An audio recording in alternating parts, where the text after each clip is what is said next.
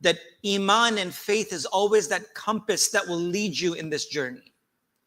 Because when there is no compass, there's no direction, then we will never be able to reach our destination. Yes, we may be able to acquire degrees and things in our lives, but what truly matters as our journey, the true destination, really doesn't come. So now what do we need to do? You know, as we always hear this all the time, that education is light.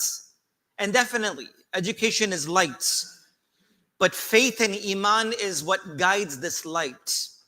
That light could go anywhere. It could shine upon something that is not correct and make that person motivated towards the wrong side and wrong direction. But when education is light, the faith itself is the one that really guides this light. When the Nabi of Allah sallallahu alaihi wasallam, you know, through the ayats of the Quran, we hear this dua, Rabbi zidni ilma. You hear this a lot, and many people say this and recite this from Surah Taha, chapter 20, verse 114, where the dua and supplication and the prayer is being made for the increase of knowledge. My Lord, increase me in my knowledge. And that was a dua that the Prophet sallallahu alaihi wasallam also taught us. And the most knowledgeable human being in the face of this earth was the Nabi of Allah sallallahu alaihi wasallam. And through the Quran, he's making this dua, right? So the question is, why is the most knowledgeable person on the face of this earth who receives wahy and revelation asking Allah subhanahu wa ta'ala to increase the knowledge? Why is this dua being made by the most knowledgeable person who was given ilm directly by Allah subhanahu wa ta'ala? And to understand is that there's always room for more knowledge. There's always more room for the closeness of Allah subhanahu wa ta'ala. Because true knowledge and ilm does not only provide you information, it brings you the closeness of Allah subhanahu wa ta'ala. That's what the purpose of true ilm is. When Allah subhanahu wa ta'ala mentions the true ilm or knowledge in the Quran, it does not specify any subject or any specific book to study, but the Quran says that the true knowledge brings you closer to Allah. It could be any knowledge. It could be anything. But anything that brings you closer to Allah subhanahu wa ta'ala. إِنَّمَا يَغْشَى اللَّهَ مِنْ عِبَادِهِ الْعُلَمَاءِ. When the Quran defines the true scholarship in Islam, the Quran does not define memorization of many things, but it says the fear of Allah, the consciousness of Allah, the awareness of Allah is the true ilm in the lives of people. So brothers and sisters, as we are getting ourselves and our children ready and back towards the next academic year, back to schools and campuses, the most important thing for us to remember is that as we equip with all the things, iman, faith, values, identity are all important things. And that's why it is always important for us that we don't only increase ourselves in information, but we ask Allah subhanahu wa ta'ala for ilmun nafi', beneficial knowledge. There's lots of information out there, brothers and sisters. There's so much information out there that was never present or readily available before our time. We don't need to have information. We need to have beneficial knowledge. Because information could just be in your minds or maybe just go away from you. But true ilm is something that changes our lives. It changes our morals, our ethics, our behavior, our lives, our actions are changed not by the information we have, but the ilm, the true knowledge that resonates within our lives, our minds, our hearts, that changes our hearts, that lifts us, that purifies us, and that guides us. And that's what true ilm is, ilmun nafi', true beneficial knowledge. And when you ask Allah for ilm, Rabbi zidni ilma, or you make this dua, you always should ask Allah subhanahu wa ta'ala that, oh Allah, increase me in ilmun nafi', knowledge that is beneficial. Nafi' means that which will bring me benefit, nafa'. Oh Allah, give me knowledge that will be beneficial. And also, of course, brothers and sisters, as our youth return to their institutions of learning, let's remind them and ourselves that true education is just not about accumulation of the facts, but it's the development of character, purpose, and faith. And lots of that needs to be done in our own homes. And forgive me, this might come out a little harsh, but for many of us, we send our children to educational systems or part-time masjid programs and we feel that our responsibility is done. It is not, brothers and sisters. The major work of character and akhlaq and values all happens within the doors of your own house. The four walls of your own house is where you teach your children values. It is the time where you teach your children character. This is the time where you teach your children iman and faith.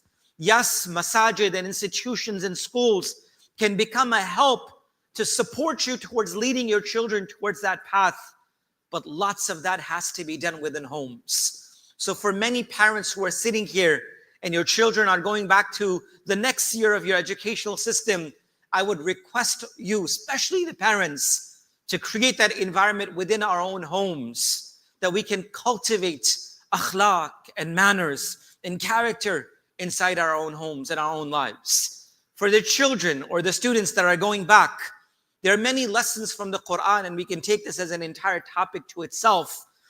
But learning itself also requires adab and etiquette. The Quran teaches us many stories. One of the greatest stories of the Quran itself is the story of Musa alayhi salam and Khidr. And in Surah Kahf, Allah subhanahu wa ta'ala tells us that when Prophet Musa alayhi salam and Khidr met together, a servant who was given and bestowed knowledge that no one else had, even Musa alayhi salam wasn't given. And despite being the prophet of Allah, Musa alayhi salam, when he was informed about Khidr, he goes to him and he tells him in chapter 18, verse number 66, by requesting him that may I please be given an opportunity to be in your companionship to learn for what Allah has taught you. And this is Musa, the Kalim of Allah, the one that spoke directly to Allah subhanahu wa ta'ala, is showing humility and humbleness. I see my HIF students and our teachers here. May Allah reward you and bless you.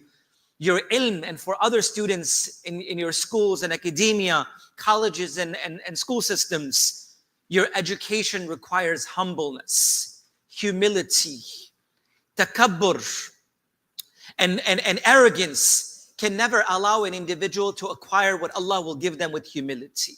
I'm not saying be so humble that people will chew you and throw you out. As Luqman the wise said, don't be so humble and so sweet that people will chew you and throw you out, and don't be so bitter that people will not even touch you, will come close to you. But when it comes to ilm, it has to be humility. It has to be humbleness. And that is what the story of Musa alayhi salam teaches us. He's the Kalim of Allah, the Prophet of Allah, and he has been told that there's a person known as Al-Khidr who knows something that you don't know of. And he reaches him and he says, could you please accept me as a student of what Allah has taught you from the blessings of knowledge and ilm, and the blessings that Allah has provided for you? And the first reply of Khidr was, you don't have enough patience. You don't have enough patience. In order for you to continue this journey of ilm with me, I need you to be more patient. He said, you never tested me. Try me out. If I don't, then you can remove me from your companionship. And we know this from the Quranic story that 1, 2, and 3 stories that we learn, it was based upon the patience. So what we need to learn is that when we learn knowledge, we need to remain humble. We need to remain patient. Sometimes it can become difficult. And I look at my HIF students, it becomes difficult sometimes. Be patient. Or other students, sometimes it's hard. You can't learn. It's difficult. How to prepare? Be humble, be patient, and be consistent. Have trust and tawakkul in Allah subhanahu wa ta'ala. Because when you have the right motivation, the right purpose, then Allah subhanahu wa ta'ala will always open the door. Another thing to always remember, and especially for our students, our brothers and sisters who are going back to schools and colleges and campuses, remain grounded in your identity. Live as a Muslim with confidence. Don't let anyone take that away from you. The greatest blessings of Allah, from amongst the blessings that Allah has given you, is the identity of your deen and your Islam, that Allah has made you a Muslim. Don't let anyone ever take that away from you. From the beards of our young brothers to the hijab of our sisters, don't let anyone ever make you feel less, because what Allah has given you is greater than anything else.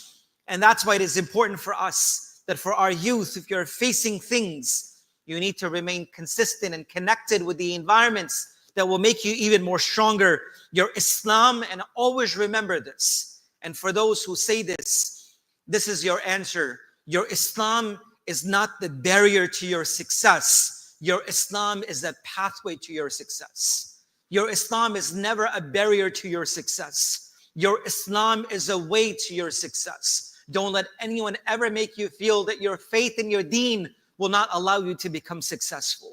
Your Islam, your deen, and your identity will always be a path, never a barrier for your success. So when you go back to your academic worlds, hold on to your identity, Iman and Islam with confidence.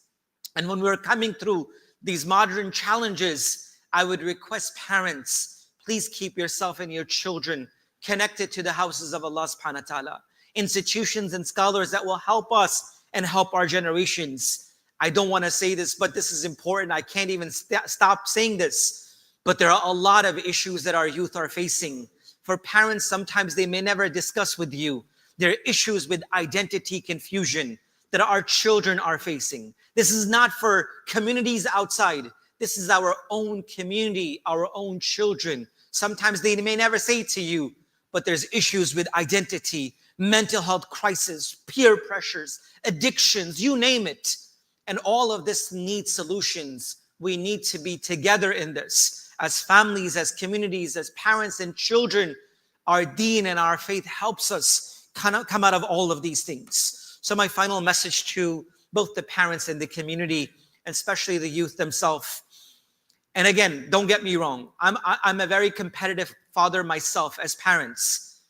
But our own and sole focus cannot just be the grades and the GP of our children. Yes, you need to do good. Yes, you need to be amazing. But my question is, how much of my focus is also upon my children's faith and Iman as well? I need to ask myself. Again, children, this is not a pass for you to not do your homework. But as we are checking their homeworks, parents, are we also checking their salah and prayers as well? This is my request to all of you. This is the need that we all have. It may sound very simple, but that's how we're going to protect our children. When we care for their dunya, we need to care for their deen as well. As we invest in their tutors, are we investing in their akhlaq and characters as well? As we're helping them fit into society, are we helping them take the path towards Jannah as well or not? This is the question that we all need to ask. So brothers and sisters, what is the takeaway from this? As we are at the threshold of a time where we are preparing back to our schools and academic years and campuses and colleges and schools, please remember that education may be a journey, but your faith and Iman is a true light that will guide us on that path. We must equip ourselves with the right environment, with the taqwa and the consciousness of Allah subhanahu wa ta'ala, a strong sense of Muslim identity. And it will never come unless we don't create that in our own homes. And we always remember to be faith-driven for ourselves, for our children as well. And we ask Allah subhanahu wa ta'ala to protect the Iman and Islam of our children, keep them upon deen and faith. And may Allah subhanahu wa ta'ala allow us to live our life according to the Quran and the beautiful sunnah of the Prophet Muhammad sallallahu alaihi wasallam. And may Allah subhanahu wa ta'ala allow us to keep ourselves and our children connected towards deen, inshallah. وَمَا عَلَيْنَا إِلَّا الْبَلَاغُ.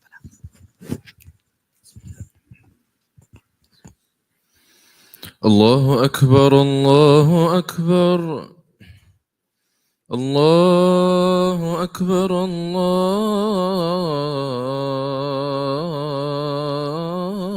الله أكبر أشهد أن لا إله إلا الله أشهد أن لا إله إلا الله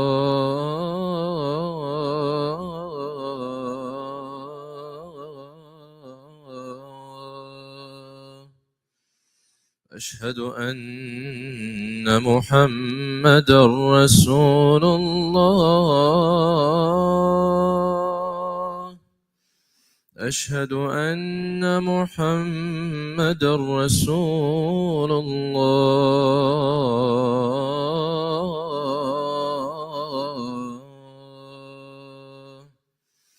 حي على الصلاة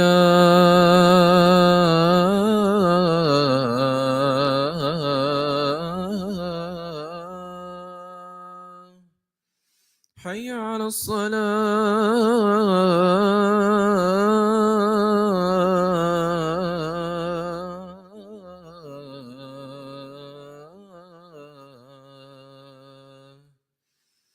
حي على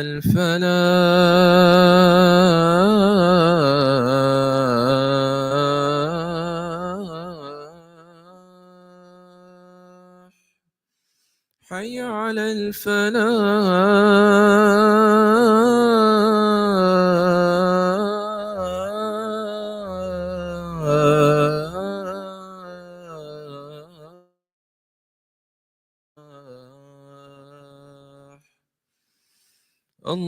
الله أكبر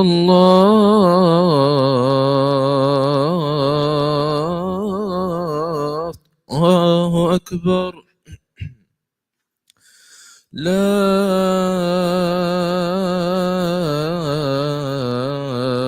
إله إلا الله.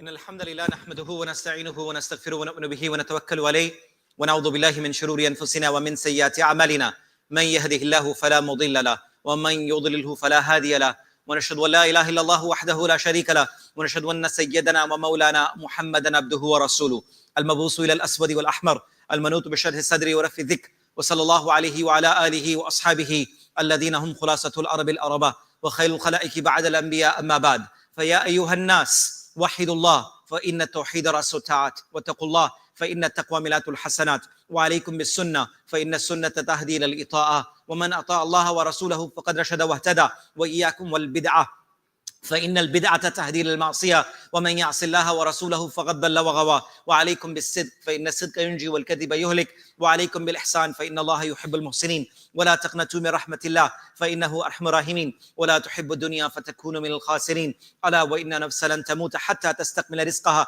فاتقوا الله وأجملوا في الطلب وتوكل عليه فإن الله يحب المتوكلين وادعوه فإن ربكم مجيب الداعين واستغفروه يمددكم بأموال وبنين أعوذ بالله من الشيطان الرجيم والعصر إن الإنسان لفي خسر إلا الذين آمنوا وعملوا الصالحات وتواصوا بالحق وتواصوا بالصبر